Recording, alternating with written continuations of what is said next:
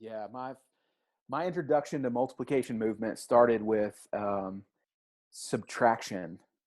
We really, I've been in a collegiate ministry setting in one form or another for the better part of a decade. It's been what I've done as vocational ministry since I came out of college, and I wasn't aware of any ministry models or any methodologies or anything like that. I just watched the people around me and tried to do the best I could with what I had. Wanted to learn along the way. Read a lot of books, things like that. But as the years wound on, I came into the current ministry I serve in North Carolina. It's a Baptist campus ministry that is transitioning into a new phase of life. And when I came in to take over as the director here about 4 years ago, it was a pretty healthy, thriving organization. It was a club on campus. It worked with local churches in the area, and was a fairly traditional kind of setting that had a little bit of a heart for missionary activity. Mm. But as a year went by, and then a second year went by, started watching what was healthy when I came in become less and less healthy. It began to plateau, started to drop off in attendance. We had very little vision, no real understanding of why we existed or what we were trying to accomplish. And that really was just an extension of my own life and leadership. I didn't really know why I was doing what I was doing, other than God called me to this, and college students are an incredibly strategic group of people to reach in the world. So I've always known since the early days of working with college students, for me, that college students have often been the people group that God reaches to begin multiplying movements, to begin reaching the rest of the world. But how that happened, I was completely just oblivious to. And as we started So watching what this, happened to sort of bring you out of that? What was next? yeah, as we started watching, essentially it felt like we were watching this thing circle the drain. We knew that things move fast in a college setting, and as a year or two goes by, half of your ministry can graduate or leave, and really quickly we could see the writing on the wall that our ministry, our students, our leaders would be gone within a year, and we would be left with almost nothing because we weren't reaching people with the gospel. No one was really coming to Christ. Couldn't remember a time when people had come to Christ, and we also didn't really know how to share the gospel. And so those things were connected. You can't really expect people to come to know Christ unless you're sharing the gospel with them. But all we could do really was feel guilty about not sharing the gospel, Yeah. or feel a little bit ashamed that we didn't know better than we did. And so I just started looking anywhere I could. I was reaching out for any resource I could find, any method, any book, any person that I could ask some questions of. And I was good at learning, but I wasn't very good at synthesizing or at executing. And so it just felt like we were trying to mash too many different kinds of things into one into one package. It's like if you've ever been to a restaurant where they serve Thai food and Italian food and classic American fare and fine French food. And you just look at the menu and think, everything has got to be terrible here. How could they be good at anything? That's sort of like what our ministry was just kind of jamming different things together. And then God had just put us in a position to go to this little one-day training event. It was hosted by Jeff Sundell, a couple hours away from us. Yeah. And it didn't really know who he was at all. Had no idea. Didn't know the name. Had no idea what he was connected with. And really didn't know. We had no idea what we were in for, put it that way. And it was just a basic kind of level 1 training, teaching us how to become seed sowers, how to share the gospel in a simple way, how to follow up with a story or command from the scriptures. We didn't understand a framework for it. It really wasn't the full 4 fields strategy that we know and practice today. It felt kind of awkward to do all the stop and practice with a partner thing that we did in the context of that training. But the moment that something changed for us was towards the end of that training. At the end of the little packet that Jeff had put together was half a page on the No Place Left vision. There was something about that vision attached to a scriptural witness that what would it take for every person to hear the gospel personally? What would it take to saturate a region with the gospel? Now we walked away, and the very next thing we did, what I did as a leader to begin executing on No Place Left vision in our ministry was to make stickers. I made 3-inch by 3-inch little stickers that said "No Place Left," and a semester went by, another semester went by, and nothing had changed. Go figure. And so, what had changed was our heart. What you're saying, Puck, is that stickers weren't the key. Believe it or not, they weren't the key. Okay. I like to point back at that and just see how, we can realize a little how naive we were in that moment. But then also how I had my a coworker with me. She still serves with me. Anna serves with me today. Her husband now serves with us. So Scott was not with us at this event, but Anna was sitting alongside me, and she and I had maybe 18 students there at this training. And she and I are sitting next to each other, and I look at her as soon as I see that the No Place Left blurb in this training material, and I said, "This is it. This is what we've been looking for." And the neat thing was, it was vision, not a method. It was this end goal of seeing a place and a people group saturated with the gospel, and that changed everything. And so once we finally got through the silliness of making stickers and thinking that's how you do it, we're falling into our old patterns that got us where we were in the first place. But when we began to ask this dangerous question, what would it take to see No Place Left? And then the dangerous follow-up to that, what is keeping us from being able to accomplish the No Place Left vision? What are we doing currently that's going to keep us from making strides towards No Place Left? That is when we started really feeling the pinch of students graduating, others just not really showing up as much anymore, going to more interesting clubs on campus. We were seeing less and less students come in week by week, and ultimately we had no vision for the model and method that we were using. It wasn't us. We were working someone else's system. And so instead we just started asking that question, what would it take? We began to discover more and more methods, tools that fit inside the pursuit of No Place Left. And eventually we came across the 4 fields as a strategy, as a way to connect vision to strategy, and then strategy to tactics. And man, that was the next major hinging point for us. Okay, so for some people, actually, just the hands-on skills gets them started. That's right. And then that fruit that comes from that, then let's pour some bigger picture stuff. But you sort of jumped the skills, as helpful as they might be. And what turned the corner for you was that 4 fields vision or strategy of implementing No Place Left. I've been affirmed by some friends and mentors in my life who know me pretty well to say that I tend to be good at the 30,000 foot view, but I struggle at the on the ground tactics level. And so this is a good example of where I was living in my strength areas with the vision of No Place Left, and beginning to understand what the implications of that were. What does that mean in terms of the scope of our mission and ministry? But in trying to figure out how to get it started, boy, it was uncomfortable at times. We ran a lot of people off.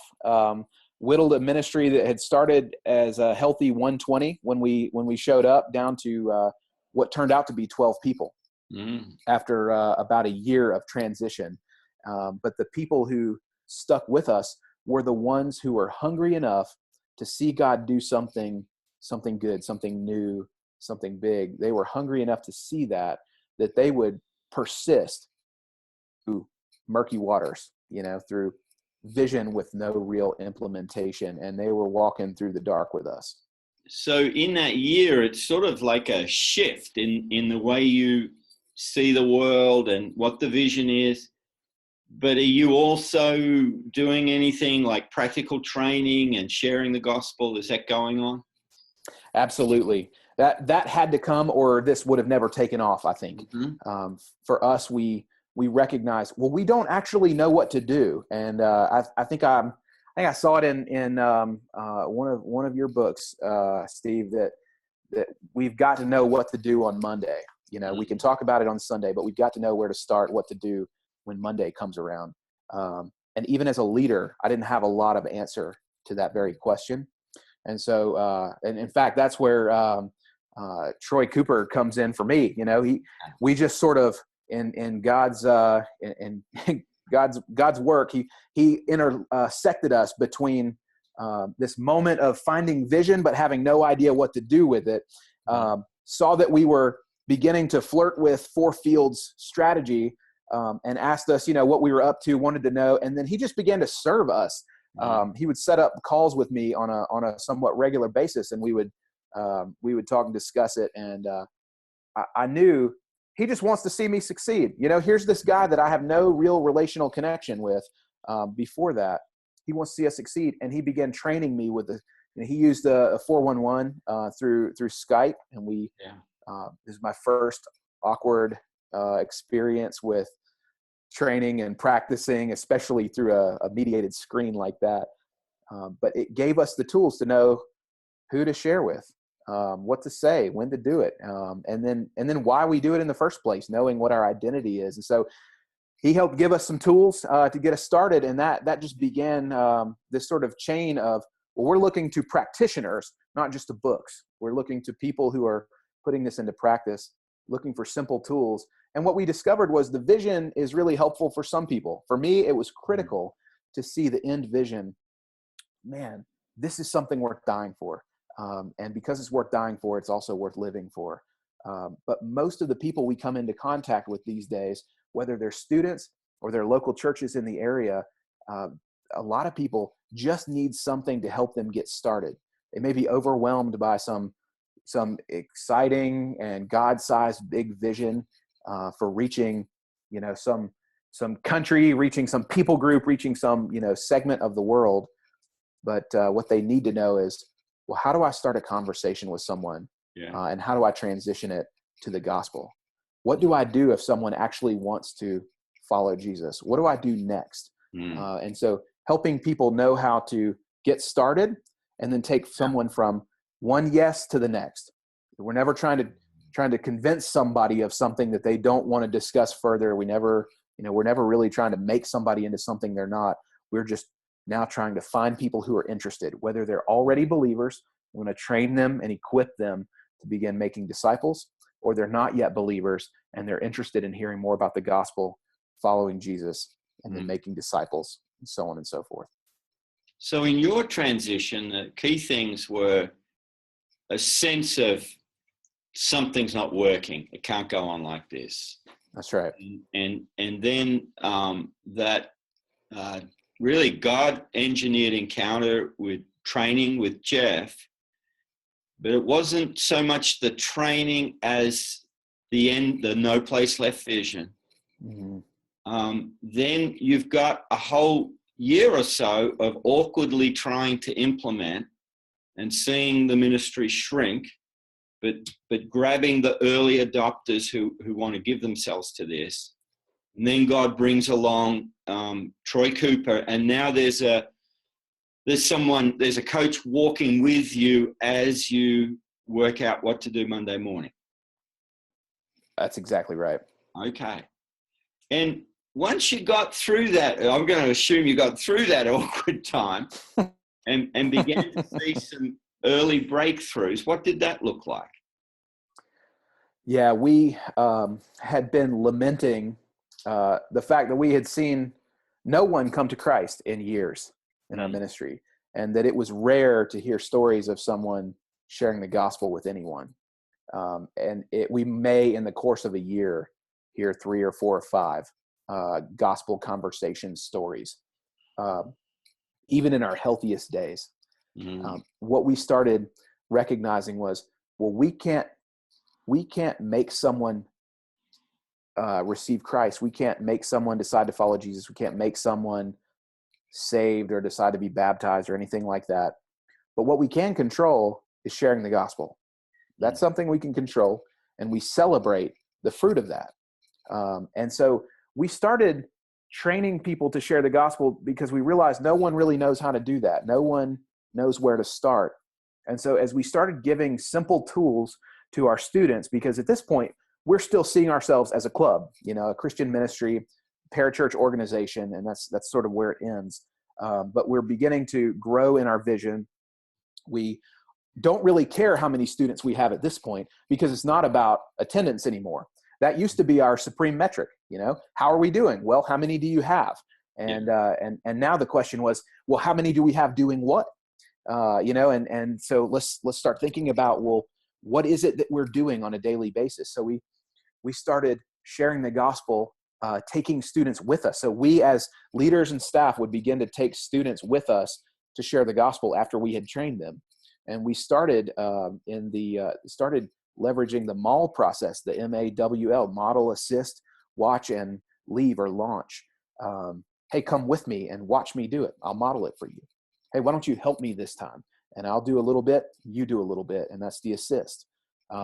Hey, why don't I go with you? You've been doing this a while. I'll watch you do the whole thing, and we'll see how it goes. And I've got your back if you need me. And then you're completely ready to go. You don't need me. I'm dragging you down. I want you to go take someone new with you and launch you off with the skill. And so we just started really hammering on evangelism, sharing the gospel with people, realizing, well, no one's really doing that around anyway. Campus. That's right. And we're some people also living in student accommodation as well. That's right. So we're sharing the gospel at the beginning of the school year in August for us. It's beautiful weather here in the North Carolina mountains. Everyone's outside all the time because it gets bitter cold here in the wintertime. So people soak it in as much as possible. So we're out going 2 by 2 in a Luke 10, what we call a Luke 10 House of Peace search sort of fashion. We're offering to pray for them, and we're offering to share the gospel with people we come into contact with. And it's that simple. And it's a pretty natural process in most places we've done it, but especially on the college campus and especially during the first week of school. So we'll be out on campus in the public areas, out in the green spaces where students hang out. We'll go into apartment complexes where students live. We'll send students into dorm buildings where they live to begin engaging their neighbors with the gospel. Really anywhere there are lost people that we can effectively attempt to share the gospel with them, offer prayer to them. That's where we want to be, and that's what we want to do. But it started slowly, and what really I think was a helpful thing for us was we began to shift. What were we celebrating? I don't know. We didn't really have anything to celebrate before. It was just, did we feel like we had enough people there at our services in the old days? And then now what we're starting to celebrate at this stage in the game, this was a year and a half ago or so at this point. Year and a half ago, we began celebrating when someone would share the gospel. We would just celebrate the fact that they shared the gospel. We would make a really, really big deal out of it when someone shared the gospel for the first time in their life. Because every single student who was a part of our ministry, except for a very, very small minority, had never shared the gospel in their lives before. So when they would get to share for the first time, we would come back together during our meetings and we would celebrate what's been going on. What have we seen Jesus doing in the harvest this week? And as we go through that process, people are celebrating either for themselves or for their partner. Hey, I was with so-and-so this week and she shared the gospel for the first time ever. And we would lose our minds and go really, get really excited and just make a big deal out of it and show them that is the win. That's the thing that is worth celebrating. And, we'd hear how it went, but we wouldn't worry too much about it if it didn't feel like it went anywhere. It's that, no, you were faithful to Jesus. You were with him in his mission. He said he's always with us. Well, he was with you in that right there. And we've had students who have been able to walk away from their first moment sharing the gospel, where I had a guy with me as a wingman. I set him up for an assist, so I had been showing him how to do it. We started a conversation. I started it, and then I transitioned it to him. I had asked the guy that we were engaging, would you like to hear the gospel, essentially? I asked him if we could share with him. He said, sure. And I asked my freshman student who was beside me, well, hey, why don't you give it a shot this time? He's seen it enough times that he was ready to go. And so he was nervous, he was shaky, and he did it. He did a good job. He got all the way through it. It wasn't noticeable that he was that shaky. The guy wasn't very interested that he shared with. Well, that didn't matter. When we walked away from that experience, the student with me looked at me and said, he's just quiet for a minute as we walk, and he kind of looks down, shakes his head a little bit, and then he looks up at me and he says, so that's what it's like to obey Jesus. Yeah. That was one of like the banner moments of my life in ministry, was seeing students begin to understand what obeying Jesus really is. And we started with the Great Commission. We started with making disciples.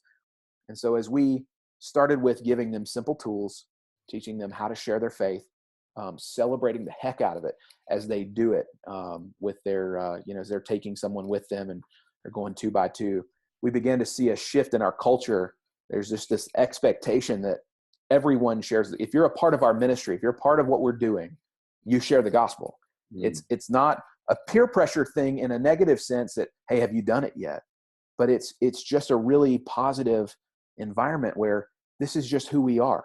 We don't do it because this is what our ministry does. We do it because we're convinced that this is who we are in our identity with Christ.